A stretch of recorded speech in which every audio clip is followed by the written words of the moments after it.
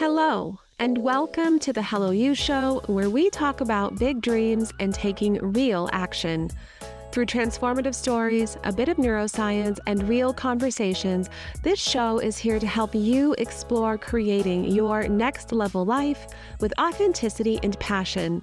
I'm Jessica Rice, a design techie and former engineering leader turned vision evolution coach on a mission to help other women rise up and lead a life of purpose. So get cozy and say hello again to the real you. Hello, and welcome back to the Hello You Show. My name is Jessica Rice, and today we are joined by an amazing guest, Hannah Roper, who is an entrepreneur, speaker, radio host, and country music singer. She is the driving force behind the Female Creative, an empowering community for creative businesses. With 9+ years of business success and 25 years in learning and development, Hannah offers valuable guidance to women navigating business, and Hannah has embarked on a transformative journey balancing business and corporate careers, embodying strategic thinking and work-life balance, shining a light for women in business. I am so excited to have you on the show with us today, Hannah. Where are you coming in from today? I am coming in from right in the south of the UK in a place called Portsmouth, which is central and as far south as you can possibly go before you hit the water. Okay. Well, one day I'd love to get over there, and just so that I can see when I'm having amazing guests on and they're describing, and I'm like, oh, I would love to go travel there. Yes, puts it all into context then, doesn't it? Certainly does. So I know that, you do this amazing work with women, but I'd love to know a little bit too. Can you just share with us even a bit about your story and how you even got to where you are now? So for me, I have had a very varied career history. I have been teaching in some capacity since I was 18 years old. So I started off as a teacher. I quickly found that there were a lot of restrictions when it came to the UK education system. And although I love teaching, I love developing people, in that sort of setting, it wasn't something that suited me. So I took a little bit of a left field and I joined the police force. And I was an operational police officer for 13 years. But in that period, I was still using a lot of my teaching skills, my coaching skills that I had developed as part of my teaching qualification. And I was really lucky to be able to work in a variety of different departments. So I was very much operational, out there responding to emergency calls, but also spending time interviewing prisoners and suspects and victims and witnesses. So I saw a lot of things in the time that I was there in the police force. But about halfway through my career within the police, I moved into the learning and development department, and I found myself creating learning packages, training packages on all sorts of subjects, from changes in law and legislation to really hard-hitting topics like domestic abuse, modern-day slavery, child sexual exploitation. So it taught me that I had to become an expert in these things really quite quickly. And that was a skill that definitely has stayed with me and has enabled me to do what I do today. But I was in the police for 13 years. And during that particular time, I embarked on a relationship. And that relationship turned out to not be an overly healthy relationship. I found that in the 8 years that I was in that relationship, my self-confidence, my self-worth, my sense of identity was really gradually starting to be chipped away. And at the end of that relationship, I realized that I didn't know who I was anymore. I wasn't doing a lot of the hobbies that I used to do. So I was very much heavily involved in musical theatre and music. I was a trained singer. I had performed on stage. I had been a dancer. So I'd done a lot of things in terms of music and creativity. But during that relationship, all of that almost just got chipped away from me. And I just didn't know who I was anymore. I didn't know what I was about. I didn't know what I wanted. I'd very much say that at that particular point in time, I was just existing. And when I left that relationship after 8 years, I was in a situation where I was a single mum to a 4-year-old boy, having to navigate life, work out what was going on, be a mum, but also discover who I was and what I wanted, and to move from just surviving to feeling like I was, reconnecting with my passions, that I was building relationships again. So it was after I left that relationship that I went back to music. Because of some of the things that I'd experienced, I was very much sitting in a place of recovering from trauma. I started to go back to music and use music to almost as a bit of cathartic release, as a little bit of therapy. I started writing songs. I had notepads full of lyrics. And I went into a recording studio one day because I had been asked to record a particular song by my mum for my grandfather's funeral. And I knew that I wouldn't be able to sing it live. So I went to a local a local studio to go and record the song. And the song that I recorded was a version of Over the Rainbow, but it wasn't the Judy Garland one. It was the Faith Hill version. And Faith Hill is a country music singer. She was very much, kind of country in the 90s and the early 2000s. And this version was absolutely beautiful. And I sang it in the studio, and the producer at the time said, "That really suits your voice. Have you thought about singing some Carrie Underwood? Have you thought about singing some Miranda Lambert?" And I'd always been a country music fan. When I was 18, I was in Austin and I saw the Chicks live and was just struck by the storytelling, the emotion, the feeling, whether it's like a really heartfelt song or whether, it's a really upbeat, up-tempo party song. There was something about the genre that just really, really connected with me. So I started recording some of these cover songs just as, just to put a bit of release, a bit of me time, a bit of time away from being a mum. And I realized that actually a lot of the lyrics that I had been writing, that I had been using as almost that offloading, they worked really well as country songs. So just for fun one day, I just kind of put them to a bit of a melody. I was working with a producer in the studio. We were co-writing, and something just started to fit together. So I started to record my own original songs. Now, because of where I was, and I was still in the police at this particular time, I had to make sure that my home personality and my work personality didn't overlap. In the world of social media and in a job like that, you wanted to make sure that you weren't that trackable and people couldn't find you. So I started to think about the sort of name that I would put in my social media. And I realized that I could create this alter ego. So Beyonce has Sasha and I have Lily Garland. And Lily Garland was my country music alter ego. She was the shield, really, that I put around myself that enabled me to perform, allowed me to step into that public space, because I started to really reconnect with the music. I started to learn how to brand myself, how to market myself as a country music singer-songwriter, how to get my music online, get it on all the streaming platforms, organize my own gigs, build my own website. Never built a website or done any branding or anything like that in my life before. But I was learning all of these skills through Lily Garland and through being Lily Garland. And that was giving me just a buzz that I hadn't felt in such a long time. So I went through a period where I was gigging and I was performing and I was going all around the UK. I was creating my own performance opportunities, but also performing and supporting other country music artists when maybe they'd come over to the UK to perform. And it was great. And what people were seeing was a very confident person, somebody that was using their pain for power. But what they didn't see was I was doing that all under the name of Lily Garland. It still wasn't me. I still hadn't really discovered myself. I still hadn't reconnected with myself. I was doing it under another character. I also went back to musical theatre at this point because, again, it gave me a bit of a safety net. I was hiding behind somebody else.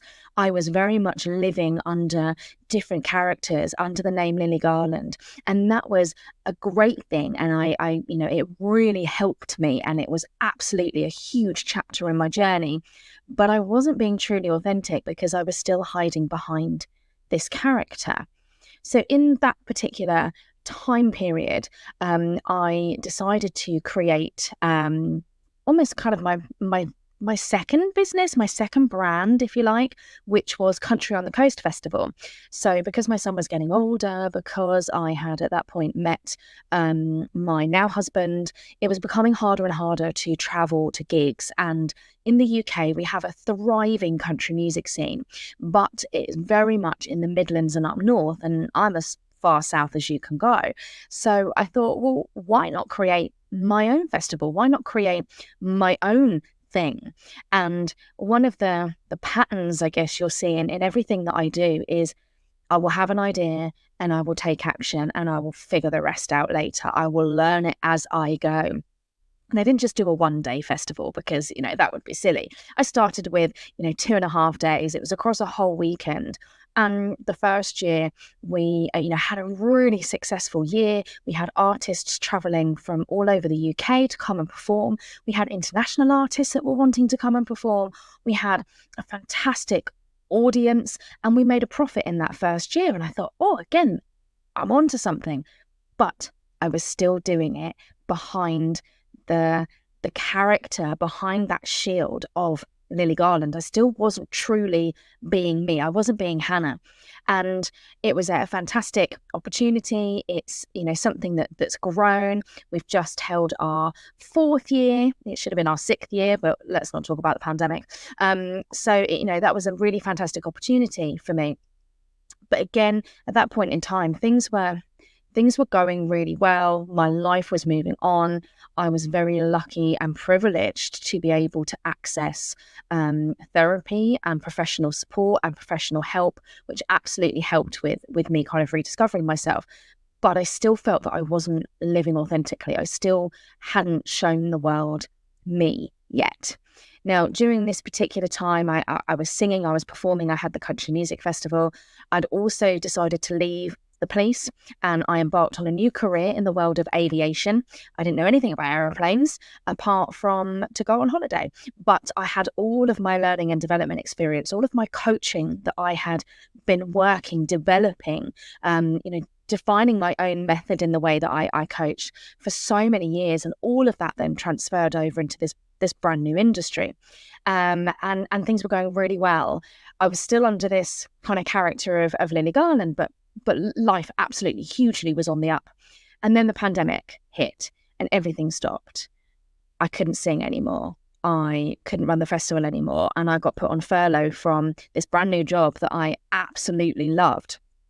And all of those feelings of self-doubt, all of those feelings of that identity crisis, they all suddenly came flooding back in. And I think I realized at that point that I wasn't healed yet. I wasn't at my destination yet. And now I know that, really there is no destination. Life is this rich tapestry of a journey where you are constantly evolving and you are constantly discovering yourself.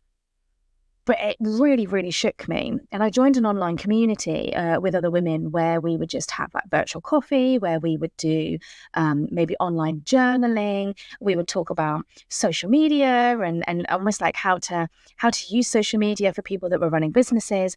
And I realized that in this space that there were so many creative women that were just incredible, from service-based businesses like Pilates instructors, photographers, to those that have products, maybe making jewelry, maybe making, knitting or crocheting or whatever it might be. And they were all incredible at what they did. And they all wanted to monetize what they did. But they were really struggling to brand themselves. They were really struggling to show the world how great they were. And I realized that all these skills that I'd built up through Lily Garland, through the Country Music Festival, the website design, the branding, the logo development, the color psychology, using social media as a platform to shout about your business, I knew all of that stuff. And I realized that if I started to impart that knowledge and help these women, suddenly their businesses exploded. And the pandemic was amazing for the birth of online businesses. So many people had that opportunity because for once we kind of slowed down a bit and we did create space for that creativity.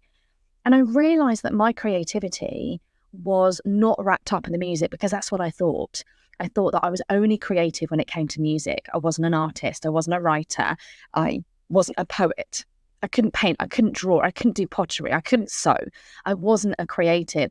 And it was during a conversation with a mentor back then that I realized that creativity is something that is just completely integrated into us as entrepreneurs.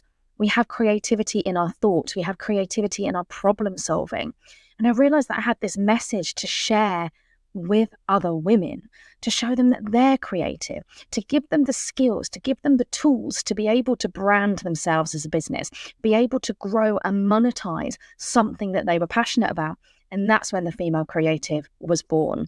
And as with everything I do, I went in 100%. I created my own website, my own branding, and I'm so proud of my branding because my branding is so vibrant. It's orange, it's pink, it means something, it evokes feelings in people, and it portrays a message. And it's amazing to see how that has grown and how that has connected with people. So my business for the Female Creative is just hit 4 years old. I now run networking events. I do one-to-one coaching. I've had group membership. I've got a free Facebook group. I've got online courses. I've had a podcast. And it's just been absolutely incredible. And that really helped me transition from being Lily Garland to being Hannah Roper. And it was about 2 years ago. I was very, very privileged and overwhelmed to be the recipient of an Inspirational Women of Portsmouth Award. We have this wonderful, amazing award ceremony in our local city that celebrates the impact that women have on the tribe around them and the community that they have around them. And I was a recipient for one of those awards. And that was, I think, a real pivotal moment where I felt seen, where I felt that I was being Hannah Roper. I felt like I was on my journey to authenticity, that I was finally able to take off that shield of Lily Garland and stand there as me. And that was 2 years ago. And I was then invited on the board of directors for that particular event, which has been absolutely amazing. We host that every March. The festival is still going strong. We've just had our best year yet in April. I still run the Female Creative after I went back to work in the corporate world.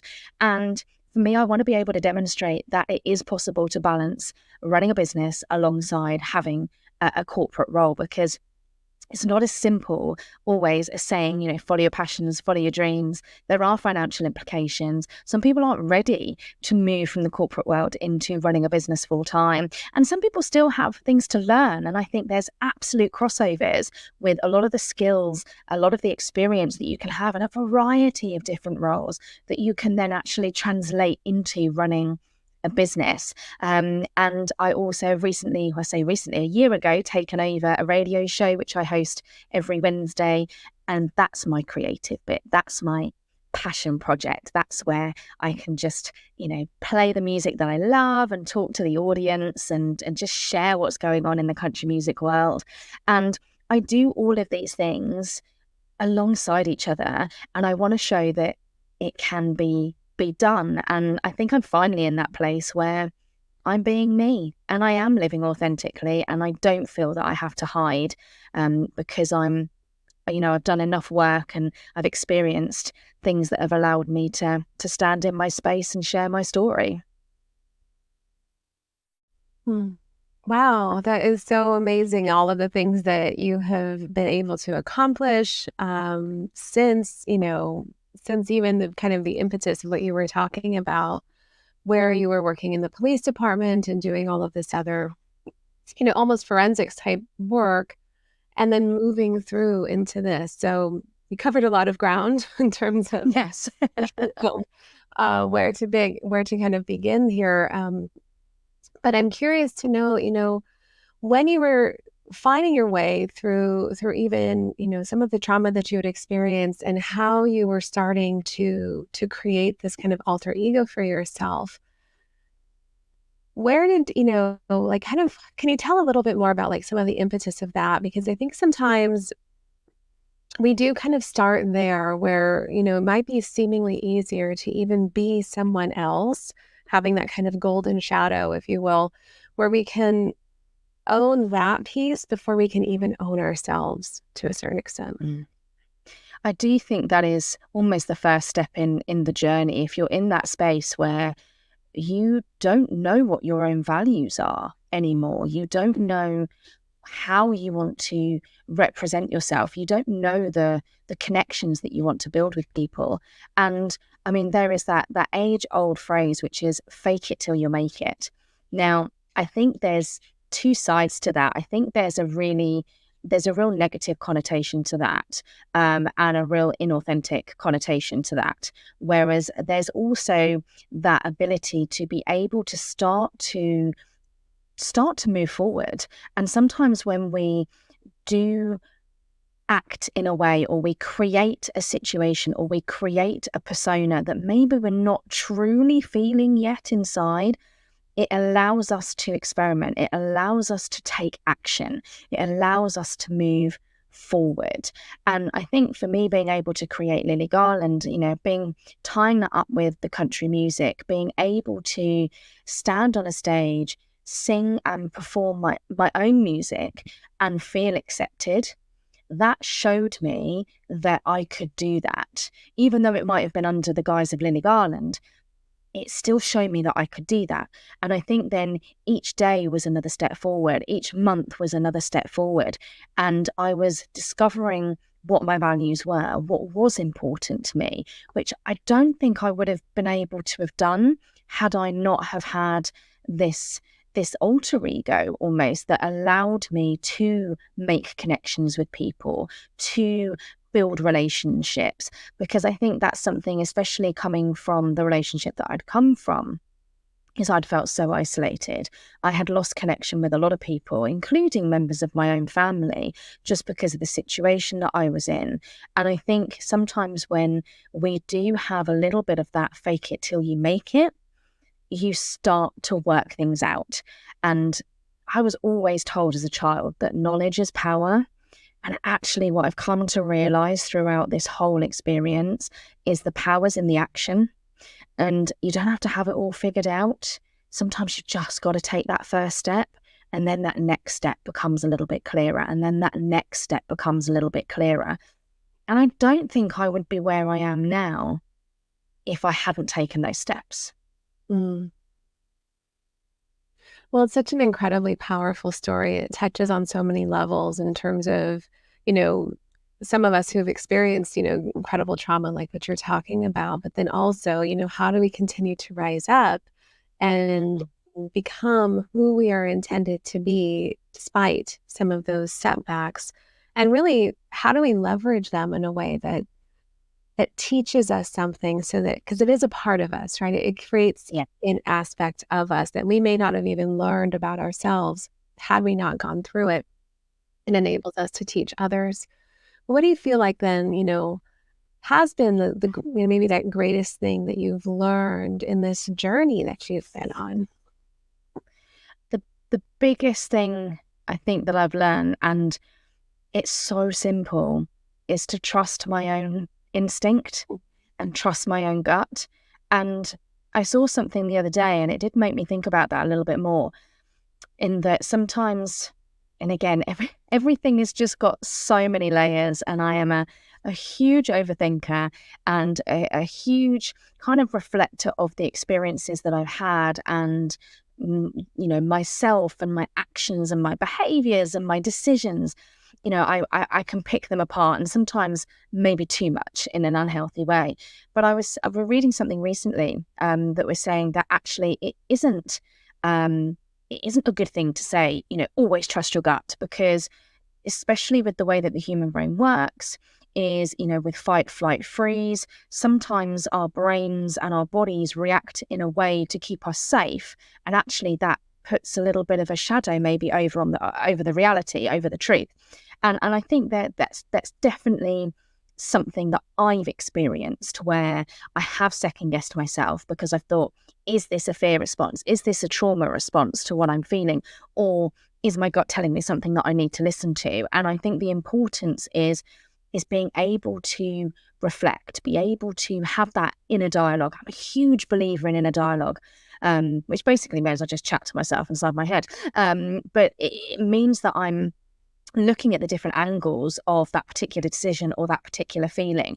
And I think that is the biggest thing that I've learned is to be able to still trust that, to be able to question myself and validate myself and validate my own feelings and my own emotions, and almost be really comfortable with what that throws up.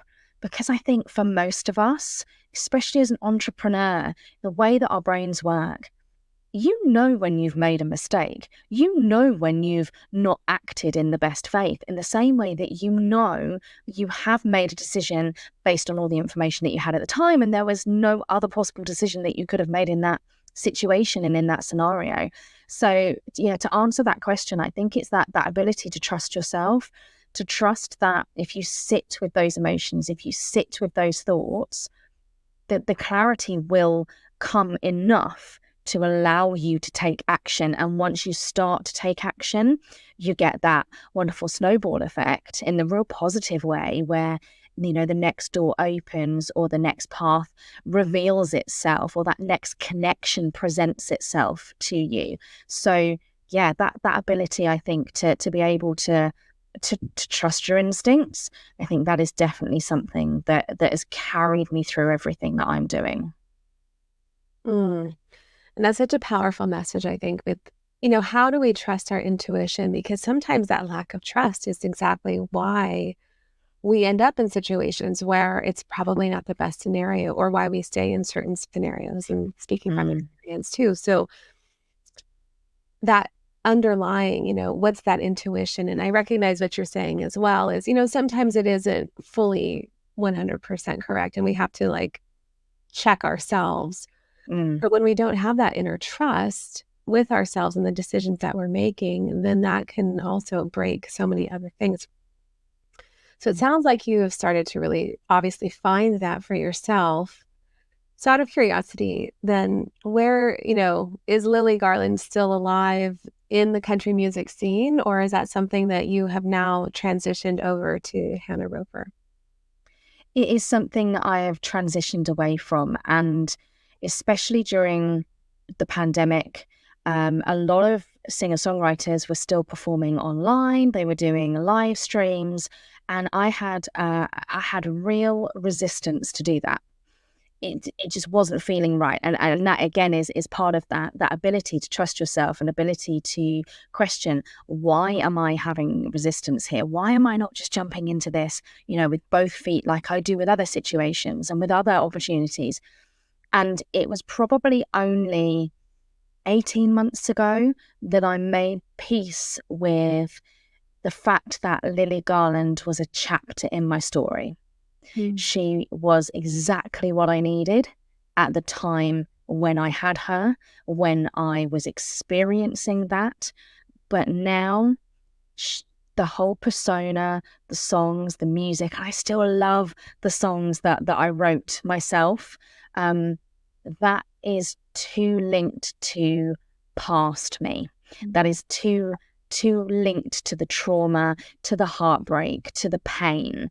And I made peace with that. And for quite a while, I would say, oh no, I don't want to compete with all of the young up and coming artists that want to do the live streams, that are happy to sit on live stream for 3 hours. I'm a mom, I've got children, I've got to do the dinner, it's not possible. And they were all excuses, because the reality is I started to move past that chapter in my life, and I've made peace with the fact that that chapter is closed and I can't see that chapter reopening. There might be another chapter, there might be another opportunity, but I think especially when it comes to the music and the creativity, the festival and the radio show, they give me so much joy and so much fulfillment that I don't feel I need to perform in the way that I did before. What's incredible about your story is that you almost had this metamorphosis back into yourself. Oftentimes we have this evolution. It seems like we're becoming something else, or next stage of ourselves. But it almost sounds to me like you kind of came back to who you were always intended to become. And that's really beautiful and inspiring in such a unique way. And a lot of that links to that creativity, and because I was talking about this recently, where I did a talk at another summit which was all about creativity. And you know, when you're putting these talks together, and you're thinking about it, it really did take me back. It took me back to that freedom that we have as children, that ability to play, that ability to see magic in places, and just that lack of boundaries when it comes to what our minds can create. Whereas when we go through our teenage years, and obviously things are all flying around in crazy ways, and then we head into adulthood, and we have, I get proper deep on it, but, you know, societal norms and those, you know, cultural expectations, and also living alongside the values that were put on us rather than what we've discovered ourselves. And I think you're right. I think this is who I was destined to be. I didn't necessarily really know that. I do think, and without sounding like an old lady, I do think age plays a huge part in it. You know, I'm 42 years old now, and I think that plays a part in that journey, and making peace with who you are, and being able to embrace yourself for all of your positives, all of your negatives. And, you know, for me, as you can tell, this has been a huge journey of self-discovery. And, you know, another chapter that, you know, is a whole conversation for another day is, you know, last summer I was diagnosed with ADHD, so attention hyperactivity disordery craziness, and I'm combined type, so I am equally hyperactive as inattentive. And that has been a game changer, understanding that. That is why I do follow so many passion projects, where maybe sometimes, you know, not everybody will juggle as many things as I do. It's what keeps my dopamine topped up. It's what keeps me alive and kind of firing on all cylinders. But if I'd have known that, if I'd have known what I know now in my 20s, my decisions would have been completely different. I would have trusted that intuition. And I think things do happen for a reason. I think, especially when you've been through trauma, ultimately, you wouldn't wish that on anyone, and you wouldn't wish that for yourself. But we can't change the past. So I won't sit here and say, I'm so glad these things happened. You know, I got my son. I learned so much about myself. But my gosh, I wish I'd never experienced what I had experienced. But I think you're right. I think I've gone to the place that I should have been. But would I have ended up here if I hadn't been on that journey? Yeah, that's a deep question, right? Yes, I'm familiar with asking those questions of myself. Yeah. Yes.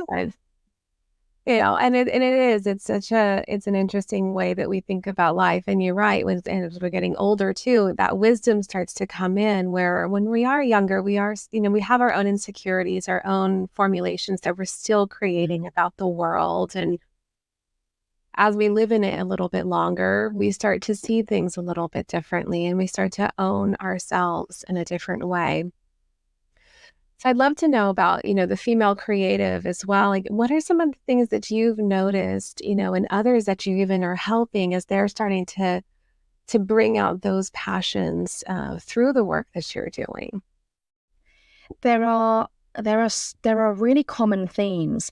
All the women I work with have all got their own unique qualities, and I work with women, as I said earlier, it might be a Pilates teacher, it might be a photographer, it might be a jewelry maker, it might be an author, it might be a wellness coach or a mindfulness coach, or anything in between.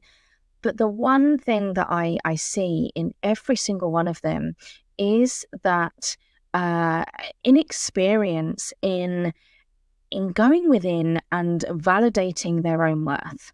And there being that constant need for external validation, that constant comparison. And I have been there, and I have been there with bells on, where you are looking at everybody else, looking at all of their business journeys and thinking, oh, but they're doing that and I should be doing that. You know, I talk quite a lot about the shoulda, woulda, couldas. And I think especially as women and especially as entrepreneurs, we can find ourselves in this space of shoulda, woulda, couldas. And that creates overwhelm, which creates inaction. And I think that for the women that I work with, one of the most powerful things that I can do for them is empower them to see their own self-worth, to see the contribution, to see what they bring to the table, and understand that that's their journey, that it's their pathway that they're on. And once you start to bring, take out that overwhelm, action becomes easier. And once you start taking action, you have that compound effect, and more things will happen and more success will come. And for so many of them, we do a lot of work around defining their own version of success, not just looking at what is expected, what their peer group are doing, what, their neighbor might be doing, what they're seeing on social media. It is about them defining their own version of success and owning that. And owning that with confidence, not using it as an excuse not to take action or not to achieve, but to say, do you know what, this is what is important to me. These are the values that I want to live by and that I want to run my business by. And I'm going to act in accordance with those. And you go do you, that's absolutely fine. But this is me and this is what I'm going to do. And, that then shows up in a variety of different ways. I had a client that I've worked with for quite a long time, and the transformation that I've seen in her over the last year, she would never, ever kind of say no to people. She would bend over backwards to please her clients, often to her own detriment. Often it wasn't her business hat on, it was the people pleasing. It was the need to have that external validation from her customers and her clients. And I remember the day when she told me that she'd said no to something, and she could have cried, because it was such a transformation. And it was a good no. It was the right no to say, because somebody was, pushing the boundaries a little bit. And she set those boundaries and she didn't let people cross them. And that's what I love about what I do. When you start to see that it's a really subtle transformation, and that's been something that I've again had to embrace and learn as a coach, is to not compare myself to other coaches. We all bring something different, right? That's why we do what we do. We all have our own unique qualities. And for me, it is those long-lasting transformations around how you run your business, how you celebrate your success, how you define your success, how you work with your customers or work with your clients, to create that balance, to get away from that hustle culture. And those transformations can be really quite subtle and can take time, but it's magical when it happens, when you see that light bulb moment of almost, I didn't even have to say anything. We're talking and they come to these realizations on their own, because we've laid the foundations, because we've had those conversations, because I've asked the right questions of them. And that, I think, is what is really special about being able to hold space for women in that way and allow them to make connections. And with the networking brunches, I run 4 networking brunches a year. And they started off super small, and now we have anything between kind of 25 and 30 women that attend. And there's new people that come all the time. There's people that return every single brunch. There's women who, due to like various other commitments, we might not see them for like a couple of brunches, and then they always come back again. And the thing that lights my heart up is when I see that they're collaborating, when I see that they're meeting for coffee, when I see that they're having these conversations, they're supporting each other, they're building those connections, because then I know my job is done. I've created that space for them to discover who they are and discover what they want out of their businesses, and to build connections with other like-minded people. And that's just magic. Well, I love that story, and about the transformational shifts, even in those subtle ways, because sometimes when we think of transformation, we're imagining something enormous and huge, but it is huge when we are able to finally set that boundary and say no and stand up for ourselves. It is huge when we can finally make those internal shifts that create this ripple effect of positive change that is still yet to come and be seen. And so I think that's a beautiful testament. And I love the idea of these brunches that you're creating as well. Sounds like a truly wonderful time to come and connect. So I'm curious if, people are interested in working with you and getting to know you, what's the best way for them to reach out to you? So Instagram is my most active social platform, but I'm on Instagram, the_female creative. There's my website, which is thefemalecreative.co.uk. All my information's on there, all the different ways that you can work with me. Links to book a discovery call if you want to find out more about how we can work together. If you are local to Portsmouth, it's where you can find all the information about the brunches. I'm on LinkedIn under Hannah Roper UK, I think is because apparently there's too many Hannah Ropers, so I couldn't just have the simple name, so I put UK on the end of it. But if you Google the female creative, there are plenty of ways to connect with me and find out more about me.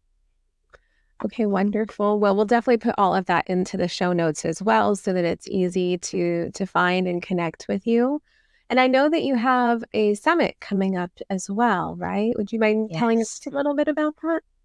Yeah, so I'm speaking at the Online Coaches Summit, which is coming up in May, the 27th to the 31st of May, so just a couple of weeks' time. And I am going to be sharing my 3-step goal setting method, which is something that I do work through with my clients. It's something that I've established over the last few years that I found really, really helped me, about the different types of goals that you can create, how you can do it in a way that works for you, but more importantly, how you break them down. Because so often with goals, we set these big goals and they become so overwhelming that, again, we don't take action. And I want you to take action. So this summit is the Online Coaches Summit. Again, there'll be information kind of coming out on my socials, and I'll pop it on my website as well. But there are so many incredible speakers from around the world. And that is one of the things I love about an online summit is you can connect with people that you wouldn't normally come into contact with just purely for geographical reasons. But there's all sorts of talks from, leveraging message bots to mindset to strategy to, everything that you could possibly need if you are, well, not only in the online coaching space, but actually in any business space. So yeah, I'm very excited to be part of that one. Well, it sounds exciting, and we'll definitely put that in there too so that people can go and participate and listen to your talk at the summit. So I'd love to know, I've just enjoyed having you on here so much, but what is kind of one message that you would give to women who, maybe they're thinking about how they can pursue their passion, their creative purpose, their genius, and maybe they're having some self-doubt. Maybe it is coming up that they feel too busy. What message would you share with them? Just take one step of action. I would say that would be the one thing that would encompass, and I've talked about so much on this podcast, and thank you so much, Jessica, for kind of giving me that space to do so. But just take that one step. We get so caught up in those shoulda, woulda, couldas. We get so caught up in that need for having everything just right. But I promise that once you take that first step, that next part will become clear. And I know that we are told to set these big goals to stretch yourself, to push yourself, but sometimes that can actually be counterproductive. And just take that first step, because the rest will figure itself out.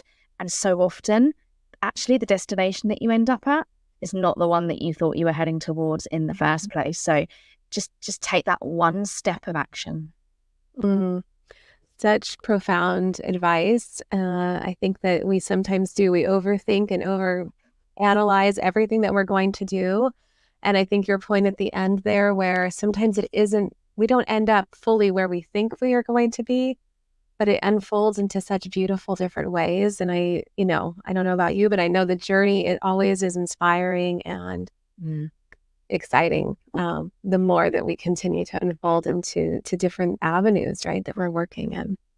And it teaches us so much, and everything that it does teach us, whatever business you start, whatever role that you're in, whatever job that you have, especially with the way that our lives just move on so quickly, the way that the world is ever changing, having that ability to flex, to pivot, that's what we do so well as entrepreneurs. We're all creative, and especially as women, we have that ability to be able to flex, to pivot in a way that then takes us in another direction. So the journey's there to teach us, and anything that we pick up along that way, you can absolutely use it in your next chapter. Such beautiful words. Well, I have so deeply enjoyed having you on the show. Thank you so much for sharing your incredible story. I think it's so inspiring, and on so many levels, I think that women and really anyone out there can relate to the fact that, there are so many facets to our lives, but there isn't one thing that can hold us back. And I think your story is a true testament to just going out there and pushing forward and pursuing those ideas, no matter how big or small that they seem, and just see what happens. Absolutely. Thank you so much. Thank you. And thank you so much for everyone joining us today. I so appreciate you taking the time. And please make sure to join us again next week as we have another amazing episode. Thank you for tuning into the Hello You Show. It's been a pleasure to have you with us on this journey today. If you found value in our conversation and want to support the show, please take a moment to like, follow, and subscribe so you never miss an episode. We'd also deeply appreciate it if you could leave us a review. Your feedback not only helps us grow, but also enables others seeking inspiration and authenticity to discover our community. Until next time, keep embracing your story with purpose.